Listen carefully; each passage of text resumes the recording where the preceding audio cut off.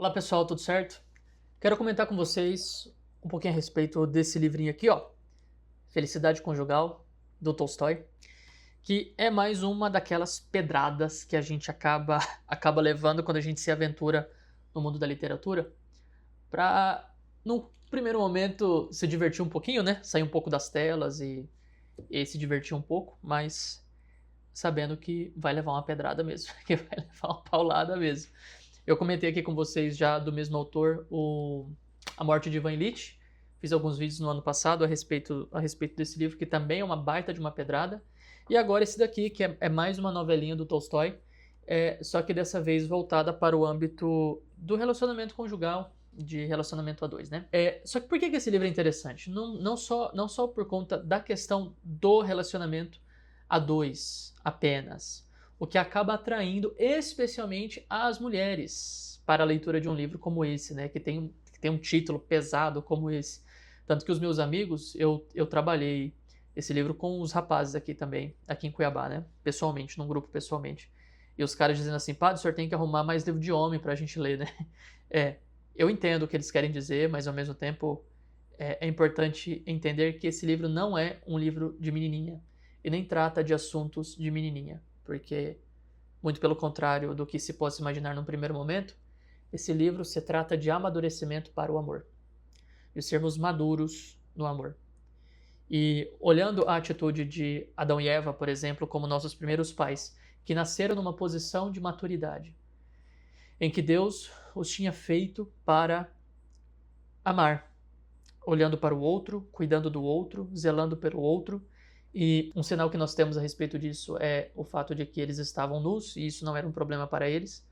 Eles não eram perturbados pela nudez de um e de outro. Estavam prontos para amar mesmo um ao outro, né? Enquanto que nós somos profundamente perturbados por essas coisas, porque sofremos as consequências das ações dos nossos primeiros pais, Adão e Eva. Porque eles escolheram, num dado momento, não amar mais. Resistiram ao amor. Resistiram ao amor a Deus e assim entramos numa loucura, num pandemônio de paixões desgovernadas que regem a nossa vida e fazem com que nós escolhamos de maneira muito má os nossos próximos passos da vida, né? E para que a gente consiga lidar bem com a nossa vida e trilhar bem o caminho para Deus, nós precisamos ser maduros. Esse livro trata de maturidade, tá? É importante fazer uma ressalva aqui. É claro que eu sou um padre católico que está comentando uma obra de literatura, né? E obra de literatura, por definição, ela é simbólica. E quando a literatura é boa, quando a história é boa, ela me permite fazer interpretações mais amplas a respeito daquele assunto, sem perder o contexto original da obra. E eu não pretendo aqui sair do contexto original, muito pelo contrário. O que eu quero desenvolver aqui com vocês é esse tema da maturidade no amor, na relação a dois, na relação conjugal. Mas é claro, eu vou falar a partir dessa perspectiva católica, e é por isso que eu comecei citando também o episódio de Adão e Eva, que você pode interpretar também do ponto de vista simbólico. O problema é que nós estamos num momento de, parece, renovada guerra dos sexos, né? Em que homens se colocam contra mulheres mais uma vez. E agora todo esse movimento de Red Pill, esses movimentos masculinistas que colocam os homens contra as mulheres, presumidamente feministas, que se pensavam num primeiro momento inferiorizar os homens, agora elas conseguiram seus direitos, se libertaram, conseguiram as suas conquistas e estão aí trabalhando para serem verdadeiramente livres, e isso gerou como reação contrária, obviamente, todos esses movimentos masculinistas de homens que não sabem quem são e não sabem o valor que tem uma mulher. E é muito triste, né? Eu tô vendo isso com muita tristeza, porque eu acompanho jovens casais, eu acompanho casais mais maduros e que acabam se perdendo no meio dessa confusão toda e pensando, tá, mas qual é meu papel na relação? O que é que eu tenho que fazer dentro de casa? Qual é a minha posição nesse relacionamento? Como melhorar isso daqui? O que é que meu marido poderia estar fazendo? Por que ele não está assumindo a função dele? Ou o que é que minha esposa deveria estar fazendo? Por que ela não está assumindo a função dela? E eu acho que não é bem por aí, né? Eu acho que começar a questionar um pouco a respeito desses papéis do relacionamento, Eu acho que não é bem por aí, porque num relacionamento concreto as coisas são também concretas.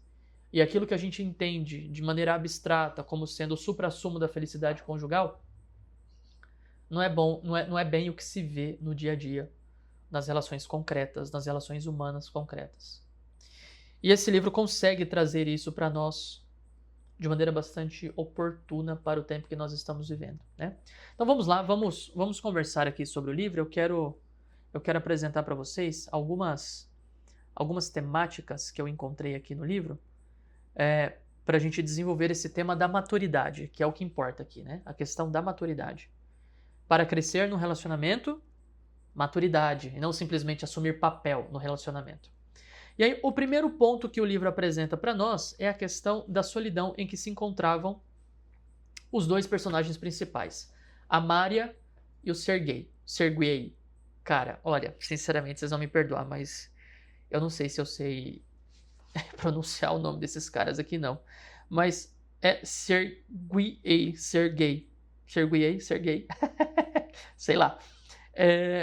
Mas o nome da menina é Mária, o nome dele é Sergei. Então eu vou chamar de Sergei, tá bom? A Mária tem 16 anos, o Sergei tem 36 anos. Portanto, há uma diferença de 20 anos entre os dois. O Sergei, ele é amigo do pai da Mária, e a Mária o conhece já de muito tempo como esse amigo distante do pai. Ele estava fora da cidade, depois ele volta à cidade. A memória que o Sergei tem da Mária é a de uma mocinha, filha do amigo dele, né? Mas quando eles aparecem um diante do outro, coisas curiosas começam a acontecer. E aqui nós podemos já dizer que é uma primeira manifestação do amor, aquilo que a gente chama de amor eros. O amor que é um amor neutro, não é um amor ruim, né? Mas é um amor neutro que pode ser levado para o bem, que é o amor de atração mesmo, uma atração física, que acaba denotando também uma atração sexual, que não é ruim, obviamente não é ruim, que faz parte do processo de apaixonamento, de enamoramento. Muito bem. E nesse primeiro momento, o que nós vemos são duas pessoas solitárias, duas pessoas em solidão. E aí que começa o problema, porque assim, quando a gente está sozinho, talvez essa experiência da solidão não seja a principal razão pela qual nós deveríamos buscar um novo relacionamento. Do tipo, nossa, não aguento viver sozinho, eu preciso procurar uma outra pessoa. É uma razão justa? É, mas não pode ser a única, com toda certeza. Porque senão você acaba abrindo as portas da sua vida para que outra pessoa entre para poder ocupar aquele espaço vazio que está ali dentro de você. Só que você não sabe exatamente se essa pessoa que vai ocupar esse espaço vai ocupar bem esse espaço. E você, com medo de ficar sozinho, com medo de ficar sozinha, acaba deixando que aquela outra pessoa preencha esse espaço de vazio dentro de você, na esperança de que a permanência desta pessoa na sua vida vai te trazer a verdadeira alegria que você está buscando. Olha, isso é um erro grave para quem está procurando namorado, para quem está procurando namorada, para quem quer se casar. A solidão não pode ser o único argumento para procurar uma outra pessoa. Ele pode ser um argumento, ela pode ser um argumento, mas não só. E aí nós vemos no livro, primeiro aqui na página 15, essa minha edição aqui é da editora 34, tá? Na página 15, ele fala para ela, né? É ruim não saber suportar a solidão. O Sergei, ele é mais maduro do que ela, obviamente. Ele tem 20 anos a mais do que ela, ele já viveu a vida. E já não é mais jovem, né? O jovem, imaturo, que acha que sabe de tudo. Não é mais jovem, então ele sabe muito bem que não saber suportar a solidão é uma coisa ruim, porque no fim das contas nós temos que aprender a lidar com a solidão, mesmo dentro do casamento. O povo acha assim, né, que padre sofre porque é solitário, né? Ai, meu Deus do céu. A gente sofre por outras coisas, né? Mas essa não é a principal razão do nosso sofrimento. Nós somos chamados ao celibato. É uma coisa que, enfim, exige de nós um compromisso dentro da solidão com o amor concreto com a pessoa de nosso Senhor Jesus Cristo, né? Solidão são os casais que não se entendem e ficam cada um para um lado, solitários, morando na mesma casa, naquele caos, naquela loucura, né? E ela também fala dessa solidão, ela diz assim na página 17, ela narra em primeira pessoa, o livro é narrado em primeira pessoa, é ela que está narrando, né? E ela diz: embora eu não vivesse como no início do inverno e me ocupasse com Sônia, com música, com a leitura, Sônia é a irmã dela, né? Embora eu me ocupasse com todas essas coisas, saía frequentemente para o jardim e passeava muito. Passava muito a vaguear sozinha pela Alameda, muito tempo a vaguear sozinha pela Alameda, ou ficava sentada num banco pensativa, desejando e esperando Deus sabe o quê. Eu entendo que na experiência da solidão a gente fica um pouco desnorteado sem saber o que fazer com a própria vida, né? E bom, essa solidão precisa ser meditada. E para os jovens é necessário que eles tenham alguém, né, para ajudá-los a entender que a solidão faz parte da vida e que a gente precisa aprender a lidar com ela. E que é perigoso tomar decisões para tentar suprir a carência no coração, tomar decisões baseando-se somente nisso. Pode dar muito errado. Daí lá na frente você escolheu errado, mas porque escolheu somente para preencher o coração, não consegue mais voltar atrás. E aí a vida já está desgraçada. Enfim, tudo pode ser consertado pela graça, eu creio firmemente nisso, né? Mas eu acho que se a gente pode tomar decisões mais inteligentes, então vamos nos esforçar para tomá-las, né? Muito bem, então tem esse elemento de solidão tanto nele quanto nela. Ele também é um homem solitário. E ele já desistiu um pouco do amor. Mas eles estão os dois se aproximando, se apaixonando nesse movimento do amor erótico. Entendam essa expressão nesse sentido que eu coloquei anteriormente. Esse amor de atração mútua. Atração física, pessoal. Que não é ruim, mas que precisa ser trabalhado, precisa ser ordenado, precisa se voltar para algum lugar. Aí eles começam a manifestar um pouco a alegria de estarem um na presença do outro. Num primeiro momento estava aquela resistência, aquela coisa de paquera inicial e tudo mais, né?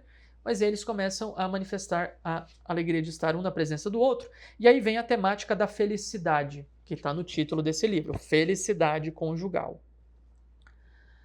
Ela diz assim, na página 26, não era em vão que ele dizia existir na vida apenas uma felicidade indiscutível, viver para outrem. Olha, nós que somos de tradição católica, nós sabemos muito bem que dentro de todo o escopo do cristianismo, a felicidade verdadeira é aquela que nos manifesta o Cristo, que se doa por nós numa cruz. Ela está errada quando ela reconhece que a felicidade é viver para o outro? Não, errada não está, né? Errada com toda certeza não está. Só que aí tem um problema, é o problema da falta de maturidade. Ela ainda não consegue enxergar quais serão as consequências reais dessa clarividência, digamos assim, abstrata que ela tem da felicidade, né? Ela entendeu com ele, a Mária entendeu com o Serguei que feliz mesmo é aquele que sabe viver para o outro, né?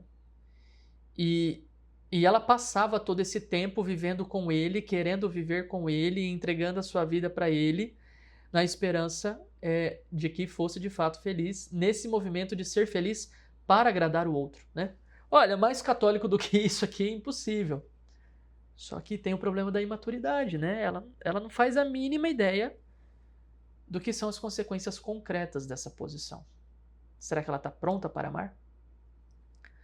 Mais para frente, na página 26, um pouco para frente, ela narrando diz assim: eu tinha a impressão de que os meus sonhos, pensamentos e rezas eram seres vivos que viviam comigo ali na treva, que esvoaçavam junto ao meu leito, que pairavam sobre mim.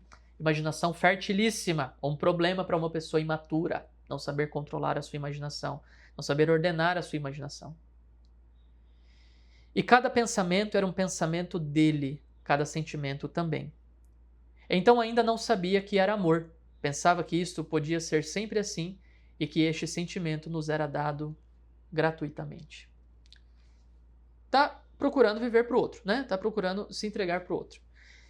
Muito bem, eles entenderam essa ideia no primeiro momento, mas é uma ideia imatura, eles estão passando por um processo de enamoramento, e aí tem um capítulo bastante importante aqui no livro, que é o capítulo 4 da primeira parte, em que ela começa a mostrar como era a vida espiritual dela dentro do catolicismo ortodoxo da Rússia daquela época, século XIX. E esse capítulo ele é relevante porque o modo pelo qual ela se relaciona com Cristo é o modo pelo qual ela se relaciona também com o ser gay. Um modo imaturo, um modo sentimental, exageradamente sentimental. E aqui vai um alerta para todas as pessoas que ficam procurando respaldo sentimental, tanto na sua relação com Cristo, tanto quanto na sua relação conjugal. Vejam só, capítulo 4. Ela diz assim: no decorrer da semana, levantava-me cedo e, enquanto me arreava um cavalo, examinava mentalmente os pecados da véspera e refletia sobre o que devia fazer naquele dia, a fim de ficar satisfeita com ele e não pecar nenhuma vez. Naquela época, parecia-me muito fácil viver absolutamente sem pecado. Tinha a impressão de que bastava esforçar-me um pouco. Porque é claro, gente, quem ama não peca. Essa frase de Santo Agostinho, né, que ficou famosa, quem ama não peca, ou ame e faça o que quiseres. Quando nós amamos, não precisa ninguém dizer para nós que nós não devemos maltratar a pessoa que nós amamos. Isso não é necessário. Quando há amor genuíno, quando há amor sentido, né? E o que ela está tendo aqui é uma experiência de amor puramente sensorial. Não dá para dizer que é puramente, né? A gente não consegue fazer esse tipo de juízo. Mas com toda certeza é um amor manifestadamente sensorial, passional. E movida por esses sentimentos de amor, tanto para com o ser gay quanto para o Cristo, para com o Cristo, ela se sente assim arrebatada espiritualmente, inclusive. Ela não peca, porque ela não consegue nem pensar na possibilidade de ofender o amado, né? Quando ela vai à missa, ela diz assim: eu prestava atenção a cada palavra da oração. Procurava responder a esta com o sentimento. E se não compreendia, pedia mentalmente a Deus que me iluminasse ou inventava uma oração minha para substituir a que eu ouvira mal. Quando terminado o ofício, o sacerdote dizia: a bênção do Senhor está convosco. Eu tinha a impressão de experimentar no mesmo instante um sentimento físico de bem-estar. E é aqui que está o problema. Você procurar fazer da sua relação com Deus um movimento de bem-estar, de conforto e de bem-estar. E, paralelamente, procurar no casamento a mesma coisa. Esse capítulo ele é importantíssimo para a gente entender os movimentos interiores da Mária.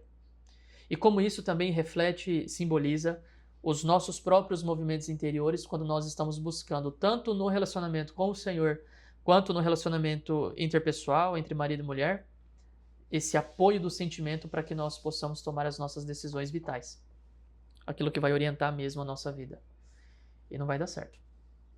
Com toda certeza, não vai dar certo, né? E aí a gente vê mais para frente que a experiência religiosa reforça nela essa ideia de viver para o outro. Porque é claro, o que é que o Cristo pede para nós na oração? Que nós consigamos dizer com sinceridade: seja feita a vossa vontade, assim na terra como no céu, né? Viver para o Cristo, viver a vontade dele na nossa vida. O santo é aquele que faz a vontade do Senhor em absolutamente todas as coisas e conseguiu chegar lá, venceu as suas paixões, controlou essa sua sede de bem-estar físico, material, de consolo material, para viver de fato para o Senhor. E encontrar a verdadeira alegria, encontrar a verdadeira felicidade, fato. E ela transpõe isso para o relacionamento conjugal, que também deve ser assim. Vocês vejam, ela não está errada. Não há erro nisso daqui. De fato, felicidade é viver para o outro, tanto em relação ao Cristo, quanto em relação ao seu marido, à sua esposa. Só que ela é imatura, ela não percebe as consequências concretas disso. Na página 45, ela diz assim: involuntariamente lembrava-me de ser gay e passava Serguiei Mikhailich, e passava muito tempo pensando nele. Não podia proceder de outro modo e até não considerava isso um pecado. Mas eu pensava nele agora de modo completamente diverso daquela noite em que soubera pela primeira vez que o amava, e pensava nele como em mim mesmo. Quem ama o próprio esposo está amando a própria carne, hein? Não é isso que nos diz a doutrina e a Sagrada Escritura? ligando-o sem querer a cada pensamento sobre o meu futuro. A influência opressiva que eu experimentava na sua presença desaparecera completamente da minha imaginação. Agora sentia-me igual a ele, e da altura da minha disposição espiritual, compreendia-o plenamente. Veja como ela relaciona a sua disposição espiritual com a relação que ela tem com o Serguei, né? Via nele agora, com nitidez, aquilo que antes me parecia estranho. Somente agora eu compreendi o porquê das suas palavras, no sentido de que a felicidade consiste unicamente em viver para outrem. E agora concordava plenamente com ele. Tinha a impressão de que, em dois, seríamos tão infinita e tranquilamente felizes. E eu imaginava não viagens ao estrangeiro, não o brilho, a sociedade, mas uma vida completamente diversa, quieta, familiar, no campo, com um eterno autossacrifício, com um eterno amor mútuo e com a eterna compreensão da providência, sempre suave, sempre pronta a acudir em socorro. Lindo demais, muito, muito, muito, muito lindo. Mas é uma jovenzinha de 16 anos que acha que compreende a vida, mas só está sendo movida pelas suas paixões e não consegue perceber. Não consegue. Meu Deus, como é fácil encontrar isso no mundo de hoje. Como é fácil encontrar isso dentro da gente, né? Não sejamos hipócritas, né? Como é fácil encontrar isso dentro da gente. Como nós somos imaturos, tanto em relação a Deus, quanto em relação ao nosso amor para com o próximo, né? O cara começa a tentar dissuadi-la de se aproximar dele, porque ele entende que ela não está vendo ainda as consequências daquilo que ela deseja. Se casar com um homem mais velho, mudar para o campo. Ela que nunca teve experiência amorosa outra, nenhuma. Ela que, de repente, vai abandonar toda a vida em sociedade, os benefícios da vida burguesa daquela época. Será que ela estaria preparada para isso? O Serguei chega a falar assim na página 48. Você é jovem, eu não o sou mais. Você quer brincar, e eu preciso de outra coisa. Brinque, mas que não seja comigo, senão eu vou acreditar. E isso será mal para mim. E você acabará envergonhando-se de tê-lo feito. Quem que quer brincar? Criança, né, gente? Criança quer brincar. Adulto quer outra coisa. Adulto quer uma vida séria. E aí, mais pra frente, ele inventa toda uma história para mostrar quais são os sentimentos dele, né? E mais pra frente ele diz, espere, outros dizem que ele compadeceu-se dela. Ele, na verdade, é ele mesmo. Ele está falando dele mesmo, né? Ele compadeceu-se dela, imaginou, a coitada que não vira o mundo, que ela também podia amá-lo e concordou em ser sua esposa. E ele, o louco, acreditou que toda a sua vida começaria de novo, mas ela mesma viu que o enganara e que ele a enganara também. Meu Deus do céu, o cara tá fazendo uma profecia. O cara é maduro o suficiente para perceber que ela não tá pronta para assumir esse compromisso conjugal. Que nela tudo é imaturidade, tudo é brincadeira, tudo é criancice. E que, bom, vai ser difícil para ela viver essa vida que ela acha que vai dar conta. Ele é mais maduro que ela. E ele mesmo está dizendo que ele entrar na onda de se casar com ela, nesse grau de imaturidade em que ela se encontra, seria loucura. Porque ele não tem nada para se apoiar e depois se justificar dizendo que escolheu corretamente, a não ser a fé nela, no presumido amor dela e uma fé bem frágil. E uma esperança vã de que dê certo no futuro. Será que vai dar? Será que realmente vai dar? Ele começa a se perguntar, né? E é claro que ele mais maduro começa a enxergar isso daqui. E pessoal, é por isso que o namoro ele precisa ser um tempo de discernimento real, entende? Ele precisa ser um tempo de amadurecimento da relação, de conhecimento mútuo, pra não dar ruim lá na frente, né? Como vai dar aqui, né? Como vai dar. Bom, ele é mais maduro, ele não quer brincar, mas ela quer brincar, e ele aponta para ela qual é o tipo de felicidade que ele entende para a vida. Ele diz assim, na página 55. Vivi muito tempo e tenho a impressão de que achei o necessário para a felicidade. Uma vida quieta, solitária, em nosso rincão distante, com a possibilidade de fazer o bem às pessoas, o bem tão fácil de fazer por elas, que não estão acostumadas com isso. Depois, o trabalho, um trabalho que aparentemente traz proveito, e ainda o repouso, a natureza, os livros, a música, o amor a alguém próximo. Eis a minha felicidade, acima da qual nada sonhei. E no caso, acima de tudo isso, uma companheira como você. Talvez a família. É tudo que eu posso desejar. É tudo que pode desejar uma pessoa. Isso é muito curioso porque me fez lembrar de como estão se desenvolvendo esses casais jovens católicos que querem levar a vida a sério para Deus, que querem fazer do seu relacionamento uma coisa séria, com toda certeza, mas ainda são muito imaturos. E aí ficam apostando, as meninas apostam numa vida de dona de casa perfeita, em que elas vão passar o dia inteiro cuidando de criança, e cuidando do lar, e maquiadas, prontas, esperando o marido chegar para recebê-lo bem com uma jantinha bem feita, ou do marido que vai trabalhar, vai ser o provedor, vai deixar a mulher trabalhando em casa, vai cumprir bem o seu papel social. Como é difícil encontrar isso na realidade. Não só porque o mundo hoje é um lugar completamente distinto daquele que conheciam os grandes mestres morais de outrora, que diziam o que deveria ser feito para a manutenção do casamento, como também porque as pessoas são muito imaturas, muito imaturas, e ficam achando que a vida feliz está na vida pacata, na vida tranquila e tudo mais. Pode ser que esteja, gente, pode ser que esteja, mas, sinceramente, a senhorita que nasceu e foi criada em apartamento, ela quer morar mesmo no campo? Ela quer cuidar de porco? Ela quer ter mosca em cima da sua comida na hora do jantar? Ter que ficar abanando mosca? Ela vai dar conta de ficar cheirando leite azedo o dia inteiro? E vendo o marido não conseguir ser o provedor da casa, o famigerado provedor da casa?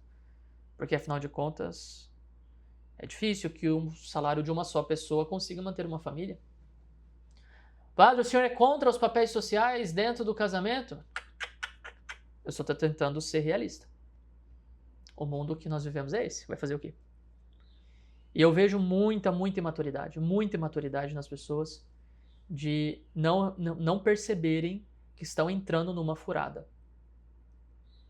E que é preciso ajustar melhor o olhar. Né? Eu não tenho como dar decisão nenhuma para ninguém. Eu não consigo apontar, ainda mais numa plataforma como essa, né? Eu atrás de uma câmera, não sei quem está me vendo, quem está me ouvindo. Eu não posso dizer, faça isso ou faça aquilo. O que eu posso dizer é, amadureça. Se tem uma lição que dá para tirar desse livro é amadureça, porque isso vai dar ruim. Isso vai dar errado. Como deu na história e já deu na vida de tanta gente, né?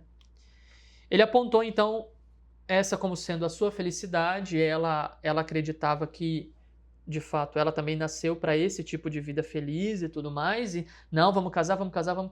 Beleza, casou. Vida feliz. E viveram felizes para sempre. Aí fecha a primeira parte do livro, começa a segunda parte do livro, que é a parte deles casados. Num primeiro momento, a obra mostra pra gente, assim, que ela mesma contando, né? E aqui apenas um detalhe para ressaltar o gênio do Tolstói, né? Você realmente crê que é uma mulher narrando essa história, porque o modo de contar a história é completamente diferente do narrador, por exemplo, lá do Ivan Illich, que eu já nem me lembro mais se foi feito em primeira pessoa ou não. Eu acho que sim. De todo modo, é genial, é genial. O Boris Schneiderman, que fez um pós-fácio aqui para esse livro, ele diz que nós não podemos dizer, não sei se é pós-fácio ou prefácio, enfim, acho que é pós-fácio. Nós não podemos dizer que, como dizem algumas pessoas, que o Tolstói escreveu esse livro com base no relacionamento que ele teve com uma moça mais jovem também, né? Porque não é equiparável a coisa.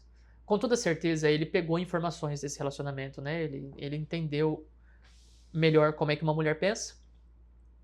E isso é próprio de um grande artista, né? Ele é atento às coisas que acontecem ao seu redor e depois consegue transformar aquilo na sua obra de arte. Aqui no caso, uma obra de literatura. Então isso mostra mais o gênio dele do que qualquer outra coisa, né? É realmente impressionante. Então, muito bem, voltando para a história. Fechada a digressão, a narradora, a Mária, começa a contar para nós a vida feliz que ela estava tendo lá no campo, pacata, linda, bucólica, no meio dos patos, dos gansos, no meio da neve, da primavera russa e sei lá mais o que. Aquele frio desgramado, pelo amor de Deus. E aí começa a acontecer uma coisa. Ela começa a sentir solidão. Ela começa a sentir solidão. Nossa, mas quem iria imaginar que isso iria acontecer, não é mesmo? Quem iria imaginar, né? Pois é. Ela começa a sentir solidão e ela percebe que, mesmo casada, ela não vai encontrar paz. E ela diz assim: amar era pouco para mim. Depois que eu experimentara a felicidade de apaixonar-me por ele, eu queria movimento e não uma fluência tranquila de vida. É antes um pouco disso, inclusive, que ela fala sobre a solidão. Eu não marquei aqui, mas de todo modo é isso aí. Ela experimenta essa solidão e depois ela começa a desejar uma vida mais agitada. E ela diz: a sua tranquilidade de sempre me irritava. Eu queria movimento e não uma fluência tranquila de vida. Queria inquietação, perigos e autossacrifício em prol do sentimento. Havia em mim um excesso de força que não encontrava lugar em nossa vida sossegada. Eu realmente era feliz, mas atormentava-me o fato de que essa felicidade não me custava nenhum trabalho, nenhum sacrifício, enquanto as forças do trabalho e do sacrifício reprimidas me faziam sofrer. Aí mais pra frente ela diz assim, olha que coisa louca, ela é própria do nosso mundo, né? Ela diz assim: eu necessitava que o sentimento nos dirigisse à vida, e não que a vida dirigisse o sentimento. Pausa. Eu necessitava que o sentimento me dirigisse à vida e não que a vida dirigisse o sentimento. É claro que nós não podemos desejar uma felicidade que não seja também sentida, né? É lícito, é direito nosso desejar isso daí. Porque afinal de contas, a felicidade, em outras palavras, é a saciedade de todo o desejo do nosso coração. Todo. E quando ele trouxe ela para viver com ele, consigo, lá nessa vida pacata, nessa vida tranquila, que ela achava que iria dar conta de viver, ela se frustrou porque, no fim das contas, ela não tinha ainda um autoconhecimento grande o suficiente para perceber que ela queria mais. Ela não queria paz, ela queria movimento. Ela queria agitação. Ela queria coisas novas, novidade. Coisa de jovem, né, gente? Próprio de jovem. Ele tentou avisá-la. Ela não acreditou. E ela começa a sentir esse tédio que já era previsto, mas não por ela. E o tédio, quando a gente está em tédio por muito tempo, a gente é capaz de fazer loucuras. Loucuras. Eles começam a conversar, né? E eles chegam num acordo de começar a viver mais em sociedade. O livro traz muito essa expressão, né? A sociedade é o mundo ao redor da época, né? E os valores daquela época, daquela sociedade, daquele mundo, né? E viver em sociedade significava ir para a cidade, frequentar os ambientes sociais, as festas, os bailes, conhecer gente nova, movimento, agitação, atividade. Ele não queria isso, mas ele faz esse sacrifício por ela. E aí, quando eles chegam a Petersburgo, a São Petersburgo, ela diz assim: encontrei-me de repente num mundo tão novo e feliz. Ó, já mudou a felicidade. Mudou já. Encontrei-me de repente num mundo tão novo e feliz. Fui envolvida por tantas alegrias. Interesses tão novos surgiram diante de mim que renunciei num átimo, ainda que inconscientemente, ela não tinha noção disso. Renunciei a todo o meu passado e a todos os projetos desse passado. Praticamente ela pôs fim ao casamento já aqui, quando ela percebeu que o que ela queria mesmo na vida era aquela vida movimentada. Era aquela vida em sociedade, aquela agitação, aquela coisa, aquela loucura. Coitado. Foi o início da derrocada desse casamento e de um grande sofrimento para ele, especialmente, né? E ela começa então a viver as delícias da vida burguesa, que destroem a vida cristã. A gente fala muito, né, da necessidade de se acomodar em algum lugar, de construir a sua casa, construir a sua família, de trabalhar, ter uma terra para poder viver, para poder trabalhar, ter patrimônio e tudo mais. Tudo isso coisas muito boas. Só que nós não podemos nos esquecer de uma coisa, nós vamos morrer.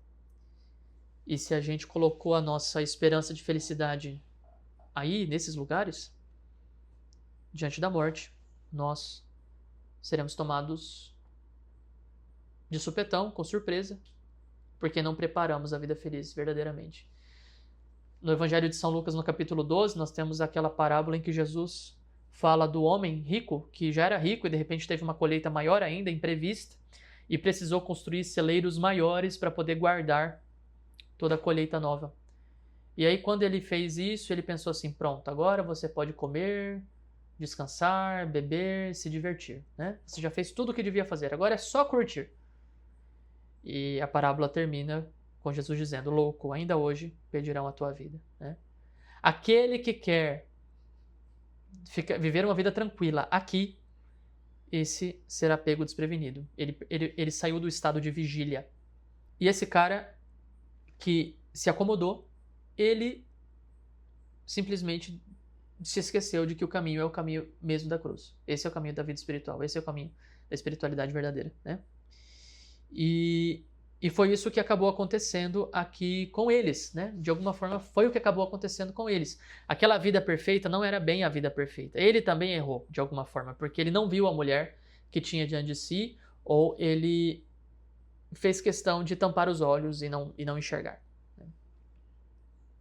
E aí, o que acontece? Eles começam a ter atrito, porque afinal de contas, aquele grande amor que existia no início não existe mais. Ela mudou o projeto de vida feliz dela. É viver em sociedade. E ele, revoltado com ela e consigo mesmo por ter entrado nessa situação, começa a chocar com ela o projeto dela. Até que, num dado momento, ela percebendo que precisa também fazer sacrifício pela relação deles dois, tem um príncipe lá que aparece. Príncipe na Rússia czarista não significa príncipe para nós, tá? É a mesma coisa, não significa a mesma coisa. Mas aparece um príncipe lá que começa a mostrar interesse nela, porque ela é muito bonita, ela é jovem, bonita. Ela é uma menina do campo, então ela deve falar diferente, isso deve atrair a atenção das pessoas, e as pessoas ficavam admiradas com ela. E ela se sentia muito amada e desejada, e nisso consistia a sua grande alegria. Olha que coisa interessante, né? Se sentir amada e desejada. E aí vai ter uma festa, vai ter um baile, e eles são convidados para ir nesse baile, esse príncipe vai estar lá, e ele já está por aqui, né, com essa história. O Serguei já está por aqui com essa história, ele já não aguenta mais. E num dado momento, ela percebendo que precisava ficar em casa, precisava fazer esse sacrifício de não ir pro baile, não sei o que, papapá, ela vai e diz para ele, né, que vai fazer esse sacrifício por eles dois. E aí é a gota d'água. É o que faltava para transbordar o copo da revolta interior que ele estava sentindo. E ele diz assim, na página 84. E então, tu fazes sacrifício? Deu uma entonação peculiar a essa frase. E eu faço sacrifício também. O que pode haver de melhor? A luta da grandeza de alma. Para que então felicidade conjugal? É a primeira vez que a expressão que está no título do livro aparece. E vejam que coisa curiosa, né? Ela aparece em tom de ironia. Porque eles não são mais felizes. E se a felicidade consistia, como eles entenderam lá no princípio, em viver para o outro, isso significa fazer sacrifício, agora esse sacrifício ele é falso. Porque não é um sacrifício pelo outro exatamente. É um sacrifício que, no fim das contas, não faz com que você se doe. Na verdade, te preserva. Preserva a sua imagem, preserva várias outras coisas, né? E mais pra frente, inclusive, ele diz, né? Tenho nojo porque o príncipe achou-te bonitinha e por quê? Por causa disso. Corres ao encontro dele, esquecendo o marido, a ti mesma, a dignidade da mulher, e não queres compreender o que deve sentir em teu lugar o teu marido, se em ti mesma não existe sentimento de dignidade. Pelo contrário, vens dizer ao marido que fazes sacrifício, isto é, apresentar-me perante Sua Alteza é uma grande felicidade para mim, mas eu a sacrifico. Tá até em itálico aqui, gente, para mostrar o tom de ironia dele, né? Nossa, que grande sacrifício ela está fazendo pelo relacionamento, né? Ele ironiza tudo isso e, a partir daquele momento, a vida dele se transforma completamente, né? É criado um abismo entre os dois, porque, afinal de contas, eles já não estão mais no mesmo plano, não existe mais amizade entre eles. Eles começam como amigos na história, né? Depois passam a ser amantes e se casam. E agora a amizade acabou, o amor também acabou. Ela se decide cada vez mais pela vida em sociedade, ele fica em casa e fica tolerando essas idas e vindas dela. Ele se casa, ele se silencia, ele não fala mais nada. E isso vai ser causa da derrocada dela e posteriormente também da redenção dela, né? É interessante, eu não sei quem foi que disse, eu acho que é um autor americano num livro que fala que trata, é uma introdução ao Antigo Testamento, né? Introduction to the Old Testament, eu acho, o nome do livro. E ele diz que já no relato da queda, lá no Gênesis, nós temos tanto a queda do homem quanto da mulher, e de maneiras que são psicologicamente simbólicas, inclusive hoje em dia. A mulher é aquela que falou com a serpente, que se adiantou e que causou a queda dos dois. Mas isso não é verdade. Ou pelo menos isso é uma meia-verdade. Por quê? Segundo o relato, Adão estava ali o tempo todo. E estando ali o tempo todo, ele deixou que Eva conversasse com a serpente. Ele deixou que Eva se colocasse em perigo. Ele não cuidou da sua esposa. Ele foi ausente, como muitos homens hoje em dia são, inclusive dentro do casamento. Ah, mas porque as mulheres... Não. Cada um assume os seus BOs. E isso que eu estou dizendo é verdade. É verdade. Eu tenho 6 anos de confessionário. Não é muito, mas é alguma coisa, né? São 6 anos. Atendendo muita gente, e tudo quanto é tipo de gente. É um padrão, a ausência dos homens dentro de casa. Ausência não física, exatamente. Ausência real, assim, né? O cara não tá mais presente ali. Perde o controle de tudo perde o controle, a mulher se sente sobrecarregada, enfim. É um caos, né? E é exatamente isso que vai acontecer nessa história. O Sergei se afasta da cena, deixa ela livre para fazer o que ela quiser, e nesse ambiente de indiferença, eles encontram uma espécie de paz, que na verdade é uma trégua, não é paz coisíssima nenhuma. Eles têm filhos, ele vai cuidar dos negócios, ela continua indo em bailes, ele já não exige mais nada dela, até que acontece algo interessante que iria acontecer de todo modo, que é o aparecimento de uma tal Lady S, não tem o nome dela, é só S, ponto. Uma nova Lady, uma mulher mais bonita, uma mulher com mais alta cultura, uma mulher mais interessante do que a própria Mária. E a Mária é rapidamente trocada. Ela que era amada e desejada, e nisso estava a causa da sua alegria, perde tudo isso porque chegou uma nova pessoa na área. E ela rapidamente é jogada para o lixo do esquecimento da sociedade. É assim como a sociedade trata as pessoas. É assim como a sociedade trata as pessoas. De maneira descartável. A nossa sociedade também é assim. E aquilo que ela tinha em casa, que ela desconsiderou, do qual ela abriu mão, agora também já estava perdido. Então ela perde tudo. Ela chega num momento de derrocada absurda. Ela perde tudo. Ela perde a alegria de viver em sociedade e ela perde o marido que ela já tinha perdido, na verdade, desde aquela briga homérica que eles tiveram, em que ele ironizou o sacrifício dela e a tal da felicidade conjugal. Como o divórcio não era uma coisa comum na época e eles tinham filhos, bom, ficou decidido, nem se cogita, na verdade, a possibilidade do divórcio, e eles mantêm a relação, com toda certeza. E assim seria até o fim. Se ela não tivesse se revoltado com essa situação e fosse tirar dele a satisfação, né? Ela reconhece. Na página 100 ela diz: eu me sentia culpada perante ele. Abre aspas. Por que ele não me deteve?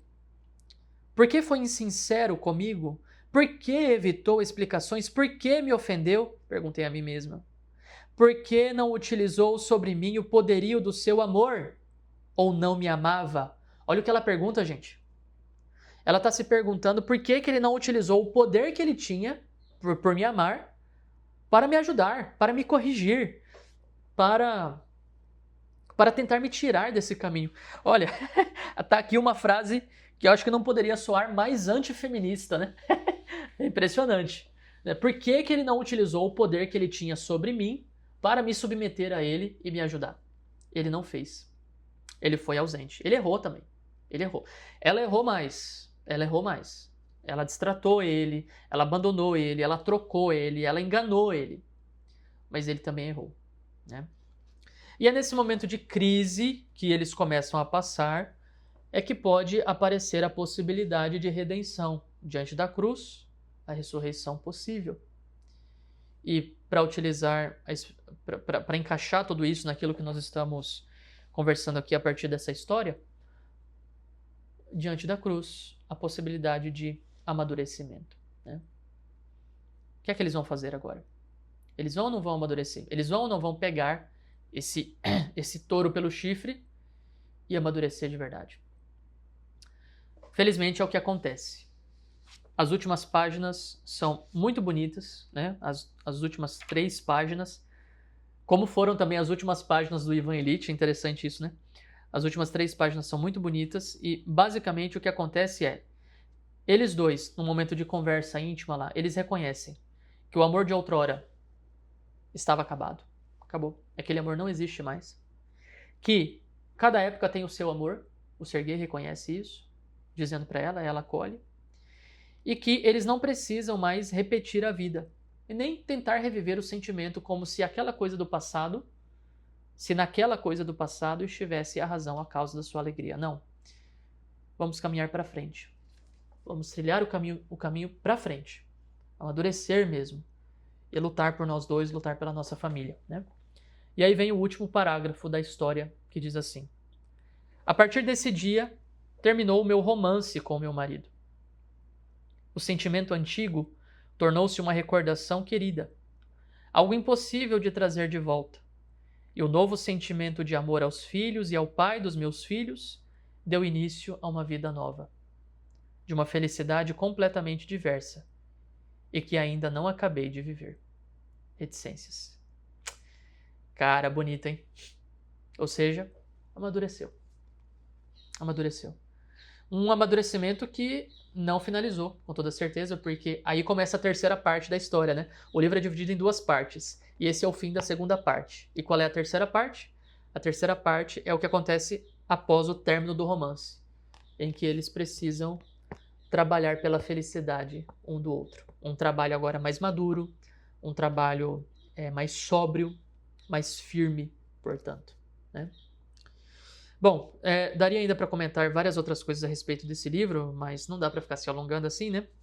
E eu gostaria de focar especialmente nesse ponto da maturidade, tanto na relação conjugal quanto na relação com Deus. Tendo oportunidade, leia essa história e se deixe tocar por essas palavras do Tolstói, que iluminam tanto a nossa imaginação e permitem que nós vejamos o concreto do relacionamento humano, da necessidade de amadurecimento e por aí vai. E tomemos essa decisão, né? Essa decisão mesmo de ter uma vida renovada e mais madura, com espírito de sacrifício, mas com cautela, sem ficar romantizando demais as coisas, se iludindo demais, né? O povo reclama muito do Tolstói porque ele é muito moralista nas suas obras, né? Ele deixa para você como que um preceito moral do que fazer, né? Tipo, ó, leu essa história, vai lá agora e faça isso. Tá, beleza, né? É criticável, ok, mas enfim. E acho que a gente pode utilizar isso para o bem, com toda certeza. Porque na minha experiência como padre, naquilo que eu tô vendo, não só em mim, mas também na vida dos outros, a falta de maturidade é uma verdadeira desgraça dentro do casamento e dentro da relação espiritual que nós temos com Deus. Então vamos amadurecer e trabalhar por essa felicidade, com a graça de Deus, crescendo nessa doação, nesse sacrifício de si para viver pelo outro, mas com Deus, porque senão isso aí é loucura, né? Não dá não, é muito difícil. Tá bom? Logo mais a gente volta a conversar sobre outro tema interessante aqui no meu canal. Deus abençoe você e até mais. Tchau, tchau.